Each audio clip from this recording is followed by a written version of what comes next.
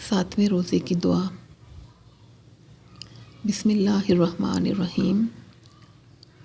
اللہم اعنی فیہ علی صیامہ و قیامہ وجنبنی فیہ من فواتہ و آثامہ وارزقنی فیہ ذکرک بدوامہ بتوفیقک یا ہادی المضلین۔